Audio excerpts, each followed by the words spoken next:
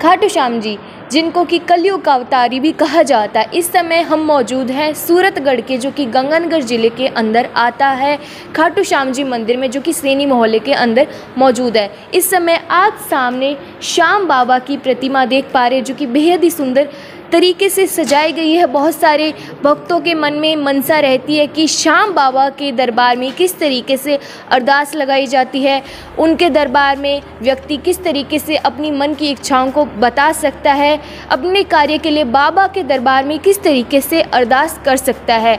इस समय हमारे साथ में देवी दयाल जी शास्त्री जी, जो कि यहाँ पर मौजूद है, आज हम उनसे पूछेंगे कि किस तरीके से बाबा की यहाँ पे अरदास लगाई जाती है, क्या कुछ पूरी विधि होती है, किस तरीके से किस सामग्री को इस्तेमाल किया जाता है। आज हम आपसे जो है सारी बातें बताने जा रहे हैं। नमस्कार शास्त्री जी। नमस्कार जी। तो आप बताइए कि किस तरीके से बाबा के दरबार में कोई व्यक्ति अरदास लगाना चाहे तो वह लगा सकता है।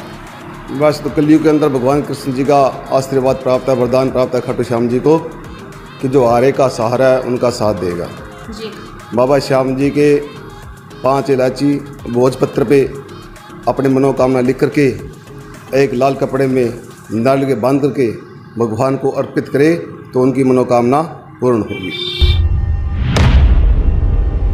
खाटू श्याम जी जो हैं, उनका जन्म जैसे कि आपने शुरुआत में बता दिया था कि हिमाचल में हुआ था, उसके बावजूद उनका जो है पूजा और मंदिर है वह रिंगस में ही क्यों मौजूद है, राजस्थान के अंदर क्यों मौजूद है, जबकि उनकी तपोभूमि या उनकी जन्मभूमि राजस्थान के अंदर नहीं है।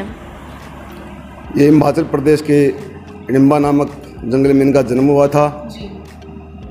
जब इन्होंने मतलब युद्ध का स्थान हुआ महाभारत का, उस टाइम युद्ध करने की इच्छा से जा रहे थे, लेकिन इनकी माता जी ने कहा था कि जो हारे उनका आपको सहारा बनना है। कोई व्यक्ति जैसे कि अपनी है ना ये विधि करता है तो उसकी जो इच्छा होती है वो कितने दिन में पूर्ण हो सकती है, क्या कुछ आप बता सकते हैं? ये 21 दिन के अंदर या 41 दिन अंदर प्रॉपर पूरी हो जाएगी। पूरी विश्वास है आपको? हाँ, पूरा विश्वास है। अच्छा, तो श्याम बाबा की क्या कुछ खास बातें हैं जो कि आजकल हर व्यक्ति को जो है उनकी तरफ खींचे ला रही है? जैसे कि और भी देवताएं होते हैं, लेकिन खाटू श्याम जी इन सब में से अलग क्यों माने जाते हैं? इन जैसा को दानवीर हुआ नहीं है जिसने अपने शिष्य का ही दान कर दिया भगवान को। भगवान ने उनकी कृपा देखते हुए, उनका प्रेम देखते हुए उनको ये वरदान दिया कि आप कलयुग के अंदर जितने भी दीन दुखी होंगे और भी होंगे, आप सबका सहारा बनोगे, अर्थात जो सेना हारेगी उनकी तरफ आपको होना है। माता ने सोचा पांडव कम है वो हारेंगे, इसलिए उन्होंने विस्तार पूर्वक नहीं बताया, लेकिन इतना ही कह दिया कि जो हारे हैं उनका सहारा आपको बनना है। जैसे ही कुरुक्षेत्र के मैदान में गए, वहाँ भगवान कृष्ण देखा एक अद्भुत बलशाली और तपस्वी आदमी है, देखते हैं किसकी तरफ लड़ते हैं। तो इन्होंने को पूछा श्री प्रभु जी को, तो इन्होंने कहा जो हारेगा उसका मैं सहारा बनूंगा। जब ये हारे का सहारा बनेंगे तो युद्ध का निर्णय तो होगा नहीं, इसलिए भगवान ने उनकी परीक्षा ली। परीक्षा लेने के उपरांत भगवान ने उनसे दान की इच्छा करी। उन्होंने दान में भगवान ने शीश मांग लिया, उन्होंने अपना शीश अर्पण कर दिया। वो शीश कुरुक्षेत्र के कैथल जिला के पास शेरदा नामक पर्वत के ऊपर रखा गया।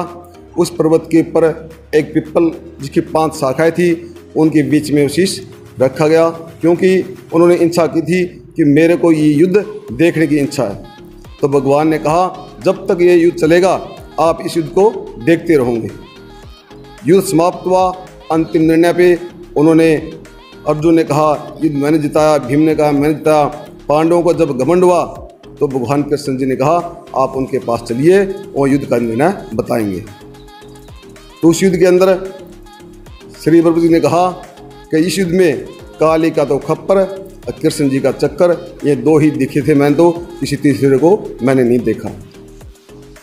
उस ओर में वहाँ पर भीमसेन थोड़े गुस्से में हुए, उन्होंने कहा हमने भी इतनी मेहनत करी लेकिन इसने तो युद्ध का निर्णय ही साफ कर दिया।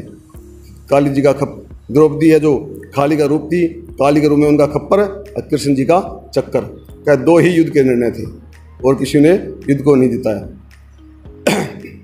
उसके बाद में भगवान कृष्ण ने प्रभु जी को कहा कि आप मेरे नाम से, श्री श्याम नाम से, खाटू श्याम नाम से राजस्थान के अंदर आपकी पूजा होगी।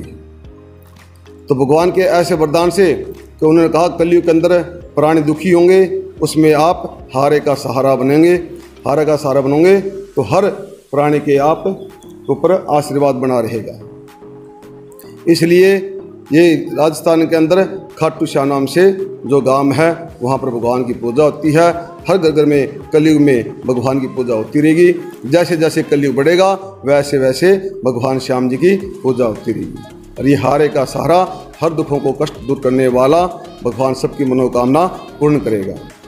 इनकी मनोकामना के लिए आप इनकी 21 दिन 21 फेरी 41 दिन लगा सकते हैं, या फिर आप एक नारियल में भोजपुत्र के ऊपर अपनी मनोकामना लिख करके 5 इलायची लाल कपड़े में बांध करके भगवान को अर्पण करें तो 21 दिन या 41 दिन में अपनी मनोकामना पूर्ण हो जाएगी।